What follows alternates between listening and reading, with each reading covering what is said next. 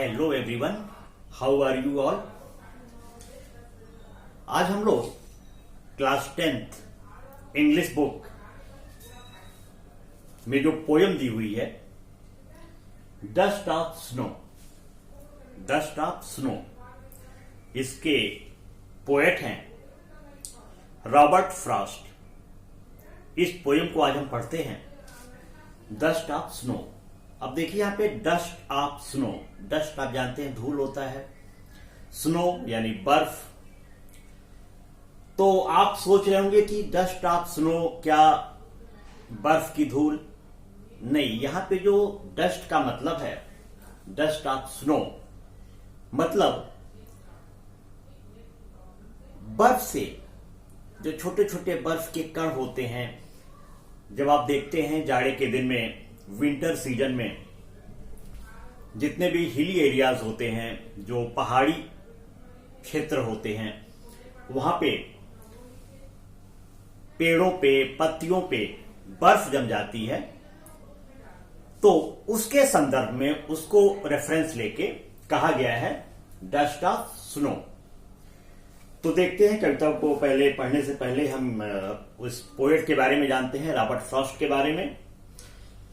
Robert Frost was a famous American poet. जो इसके poet हैं रॉबर्ट फ्रॉस्ट, ये अमेरिकन पोएट थे, अमेरिका के।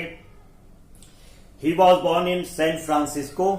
इनका जन्म अमेरिका में सैन फ्रांसिस्को नगर में हुआ ऑन मार्च 26, 1874, यानी कि 26 मार्च 1874 में इनका जन्म हुआ। His father belong to New England. उनके जो पिताजी थे उनका संबंध था न्यू इंग्लैंड से, यानी न्यू इंग्लैंड में रहते थे। And his mother was a Scottish immigrant from Edinburgh by 1920s।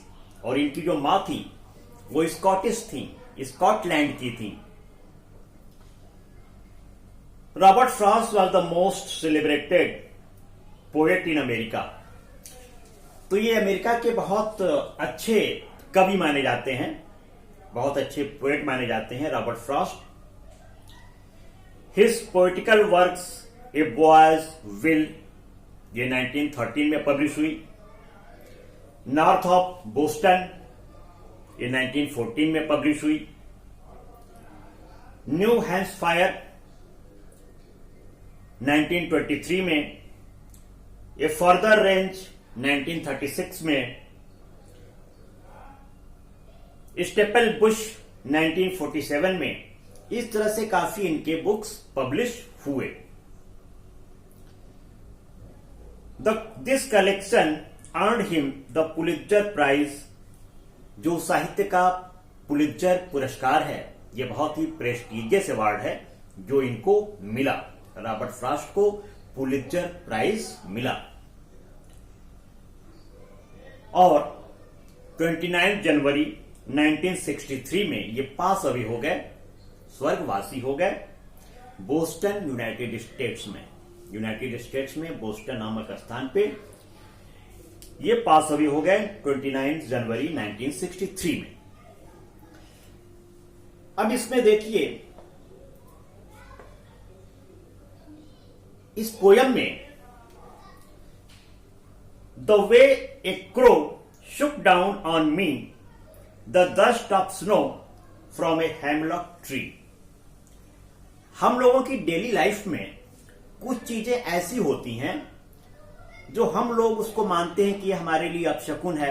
जैसे यदि आप रास्ते में जा रहे हैं और बिल्ली यदि रास्ते में आ जाती है, बिल्ली यदि उस रास्ते से गुजर जाती है, क्रॉस करती है, तो हम लोग समझते हैं कि बिल्ली हमारा रास्ता काट दी। तो हम लोग थोड़ा वेट करते हैं। ये अजीब तरह का अंधविश्वास हमारे समाज में है कि हम इतने अंधविश्वासों को, पाखंड को मानते हैं। रॉबर्ट फ्रॉस्ट ने अपने इस पोयम के माध्यम से इन सारे अंधविश्वास को, इन सारे सुपरस्टिशंस को दूर करने का प्रयास किया है। जैसे इसमें जो संदर्भ है क्रो, क्रो यानी कौआ। कौआ को आप जानते हैं कि एक गलत संदर्भ में पेश किया जाता है वेस्टर्न कंट्रीज में भी और भारत के भी कुछ पार्ट्स में।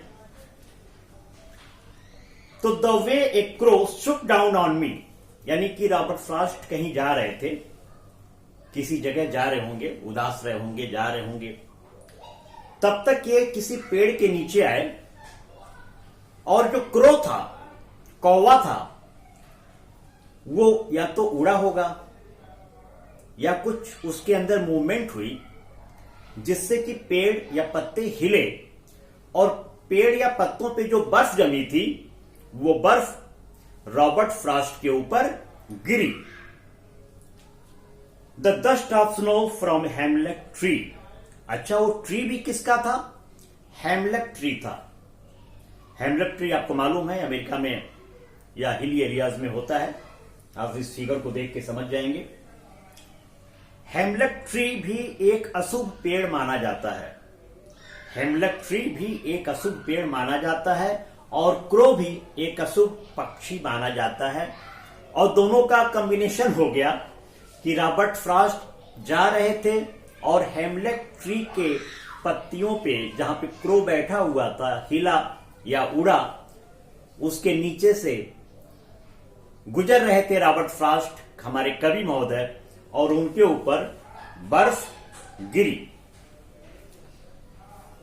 Has given my heart a change of mood and saved some part of a day I had rued.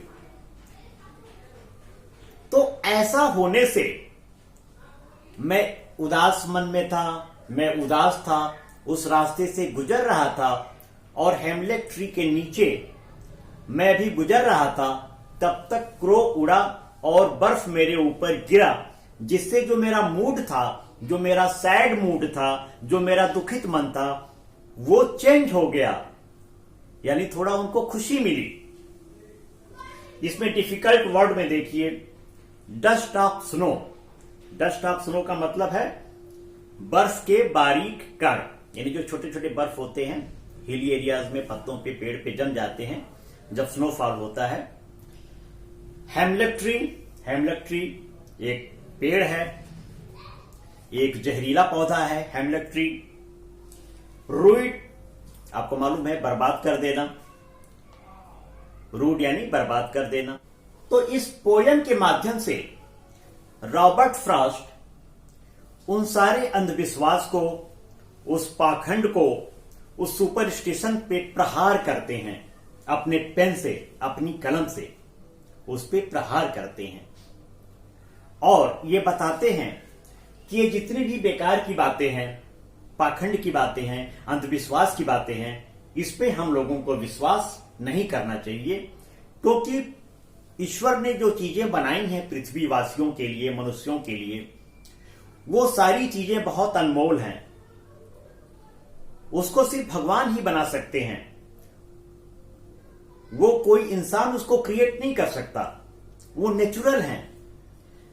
तो जो भी नेचुरल चीजें हैं उनका हमें रेस्पेक्ट करना चाहिए, उनका हमें सम्मान करना चाहिए। ये नहीं कि यदि बिल्ली रास्ता काट दे तो आप रास्ता वेट करें कि नहीं बिल्ली गुजर जाए, कोई दूसरा गुजरे तब मैं जाऊं, ऐसा नहीं होना चाहिए। बिल्ली भी created by God, hemlock tree is also created by God and the crow is also created by God। तो हम क्यों ऐसा माने कि वो चीज अशुभ है या ये चीज शुभ है? ऐसा कुछ जीवन में नहीं होता है। जो भी भगवान ने बनाया है वो सारी चीजें शुभ हैं। तो इस पोयम में इस चीज को आपको जानना है और जितने भी पाखंड हैं, झूठ हैं, फरेब हैं, इन चीजों से आपको दूर रहना है।